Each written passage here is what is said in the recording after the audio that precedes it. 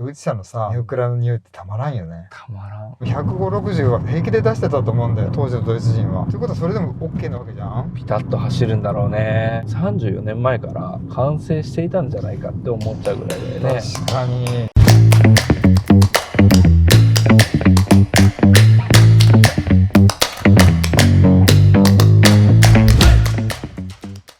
レセンサンドボイス TV です。お世話になっております。今日はまたらくんとお届けします。そしてこちら車なんですか？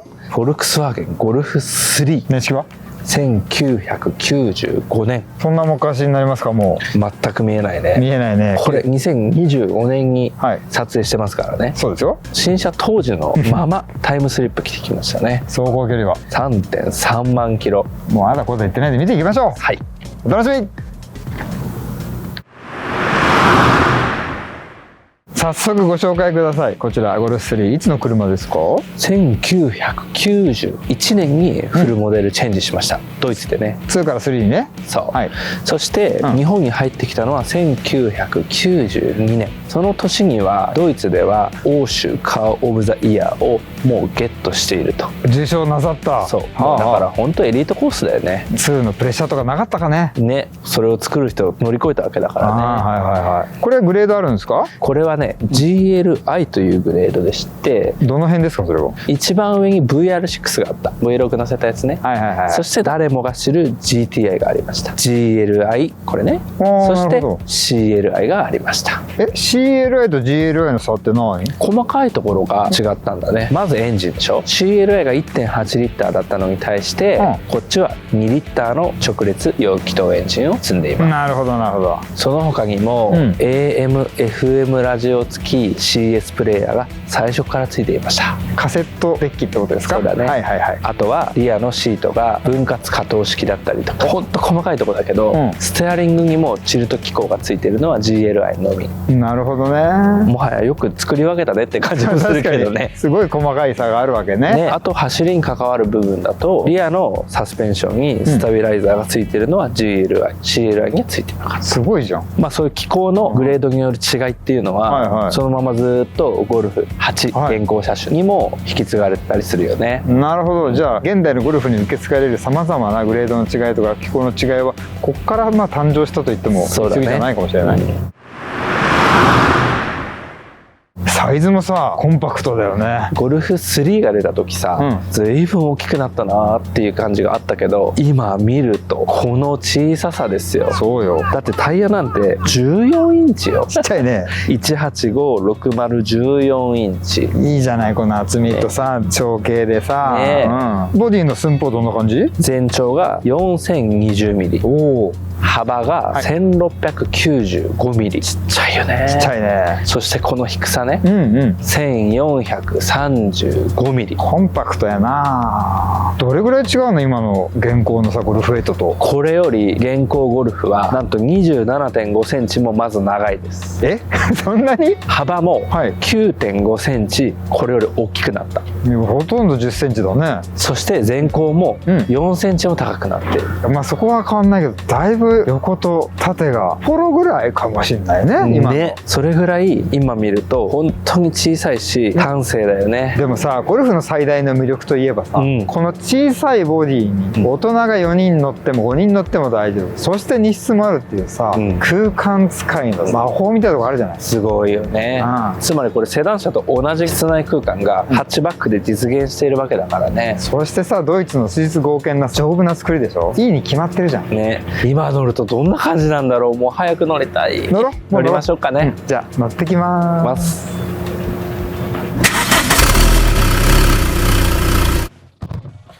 ガチッと感だ。いいね。ヒンジ見た？見た。いいものですよ。ポストカットに走ったプレスじゃなくって、ちゃんと鋳物を使っているんだから、やっぱりこのガチッとした感じがいいに決まっているよね。そしてさ、その最上級グレードとかじゃないからこそなんだけど、やっぱこのシートだよね。いやこれね、色合いもいいしさ、そそしてこの手触りとか、座り心地、うんどうやら歴史的にも革よりも布の方が高級という捉え方があったみたいだね。まあそれ以外には座り心地もそうだし、寒暖差が日本って多いじゃん。はい、革にとってはさちょっと辛い部分があると思うんだけど、ね、そういうのも含めて、あとはこの全体のゴルフのベーシックな雰囲気と合わせてこの布っていうのがいいなと。わかる。一つ忘れてませんか？何ですか？乗り込んだ時の匂いですよ。確かにドイツ車のさ、ネオクラの匂いってたまらんよね。なんかこう体にさ染み込んでるんだろうね。なんか懐かしい、いい匂いなんですよ。いろんなことを思い出すんですよ、これだけで。そう、エンジンお父さんかけましょうか。はい、すいません。はい、ずっとはーってなってるとこ。じゃあかけます。はい。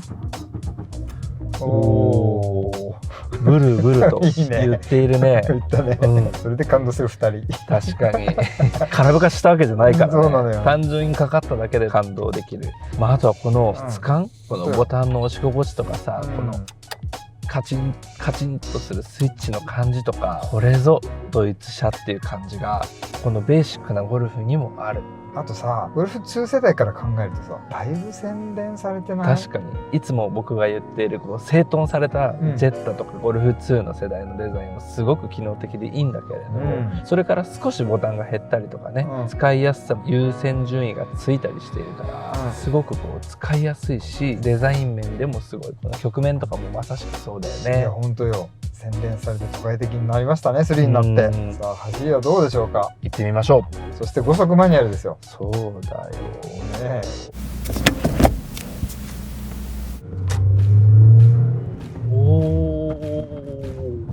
どう？たったこれだけ走っただけだけど、ゴルフ2と同じしっかり感が3にもある。おー、なるほど。殻の中にいるようなゴルフ2のガチッガチッとした感じがすごくゴルフ3にも受け継がれているね。さらに高まってるんじゃない？それが、エンジンのフィーリングどう？力強い。あ、そうなんだ。2リッターの直列4気筒だっけ？そうです。決して力あるわけじゃないけど、下から湧き上がる感じっていうのかな、この音の低さとかも相まってすごくね、頼りがいのあるエンジンっていうのかな。頼りがいのあるエンジン、いいね。実直で決して色気があるわけではないけれども、仕事を確実にこなしますと、そう言っているようなエンジンだね。もうこの車にぴったりのエンジンだそれね。しかしスムーズよね。スムーズ。乗り味がとっても、横に乗っても気持ちがいいもん。ものすごく現代化されたんだね、ゴルフ2に比べるとね。ああ、なるほどね、そうかもしれない。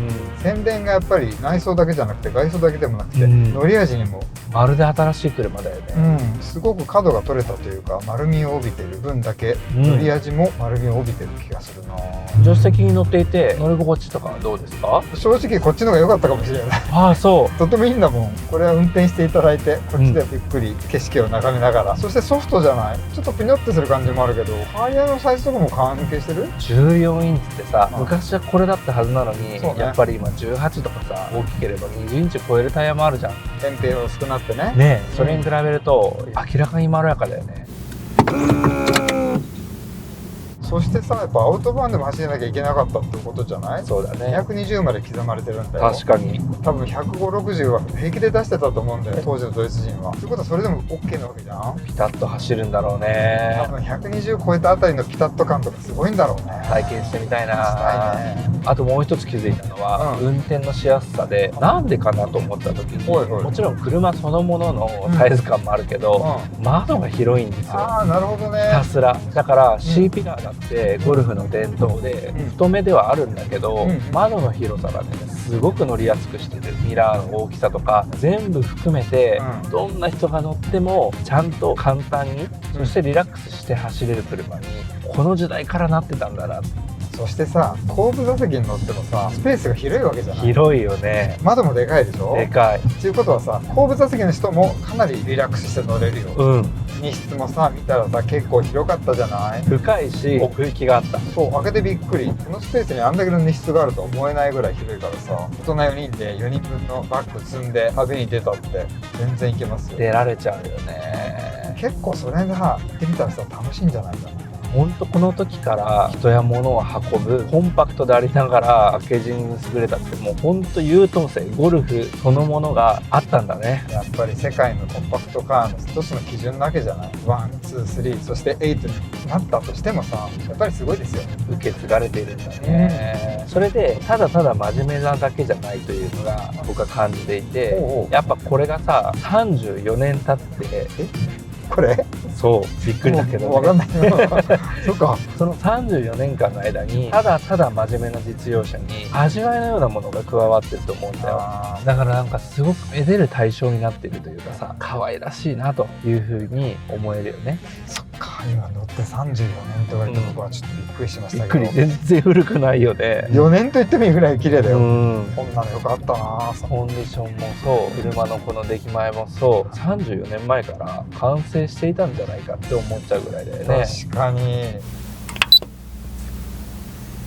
どう太郎君のマニュアルは？使いやすいし操ってる感っていうのはやっぱどんな車もマニュアル車に乗ると時代に逆行している考えと言われるかもしれないけど、やっぱり楽しいよね。なるほどね。そして経済視点でもさ、こうやってギアを選んで車のエンジンの美味しいところを引き出しながら乗るわけじゃないですか、これって当時のオートマティック車に比べると優れた部分でもあって性能を引き出せる結果経済性でも利するっていう意味でやっぱマニュアルの良さっていうのはあるよね。当時のオートマを今乗るっていうよりは故障に関してもリスクはだいぶ低いというか間違いないね、そういうイメージがあるよね、こうやって簡潔な機構で整備をしながら乗るっていう意味では、マニュアル車の良さっていうのはもう一つのそこにもあるよね。そうだよね。お財布にやったし故障のリスクも低い、楽しく乗れる、そしてエンジンの性能も引き出せる、いいことしかなくないね。この素朴なグレードでかつマニュアル車に乗るっていうのはとってもいいことだよね。そしてさ、それだけじゃないよ。これで旅に出てごらんなさいよ。楽しいだろうな。あととにかくさ、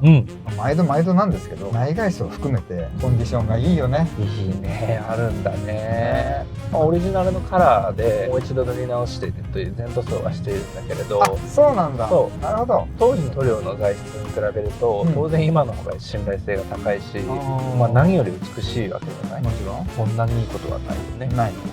とっても安心です。そこも。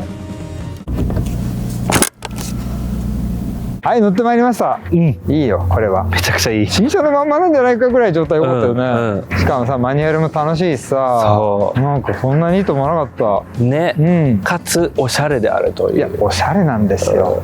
このフェンダーアーチモールもついてないつるんとしたこのゴルフの味わいってあるね。ある。これをね、さらっと乗れたらね、大したもんっていうかね、これ乗ってほしいですよ。いわゆるおしゃれっていう車にはさ、メルセデス・ベンツの W124 だったりとか、ボルボの240があったりとか、あるいはそうだな、ゴルフ2もおしゃれシティカーというくくりの中には入ってくるけれど、なんとなくそこが想像の範疇であるというのはもうこれはもう認めるざるを得ない共通の事実じゃない。そうね。でもトレンド作りに行くというかさ、新たなベーシックカーここにありっていう感じがすごくしたね。ニューベーシックと名付けますか。いい言葉だね。